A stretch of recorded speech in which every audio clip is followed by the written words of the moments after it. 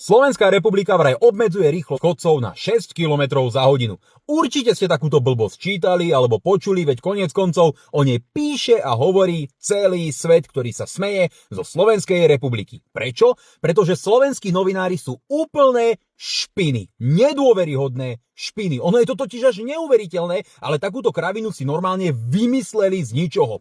Parlament prijal zákon, podľa ktorého sa obmedzuje rýchlosť rôznych motokolobežiek a podobných zariadení na chodníkoch a ako referenčnú hodnotu pre bežnú rýchlosť chodcu nastavili 6 km za hodinu. V tom zákone nie je napísané nič o tom, že by chodcovia nemohli ísť rýchlejšie, že by ich niekto za to pokutoval, niekto meral, proste nie. Len pre výpočet rýchlosti týchto kolobežiek stanovili 6 km ako priemernú hodnotu chodca. A len preto, že sú novinári úplní sprostí dementi, lebo už to inak povedať nemôžem, keď takto robia hanbu celému Slovensku vo svete a neboli schopní to prečítať, tak normálne vypustili do sveta takýto hoax, ktorý potom prevzali české médiá a potom aj svetové médiá, veď oni predpokladajú, že predsa tí novinári na Slovensku nie sú úplne retardovaní a nebudú do sveta púšťať absolútne kraviny. Lenže sú. Samozrejme vláda urobila katastrofálnu chybu, keď celé týždne mlčí a nie je schopná podať normálne vysvetlenie, tá ich komunikácia je tragická, ale to už si musia vyriešiť oni.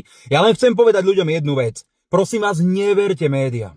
Ak sú schopní takto ťažko poškodiť renomé Slovenskej republiky, aby sa z nás celý svet smial kvôli výmyslu, úplnému nezmyslu, ktorý si doslova vymysleli, tak si predstavte, ako sú schopní klamať v iných vážnych veciach. Ako sú schopní manipulovať, ako sú schopní prekrúcať fakty, ako sú schopní šíriť dezinformácie. Médiá sú to najhoršie zlo v spoločnosti a tu máte 1001 dôkaz, že im nikdy nesmiete veriť.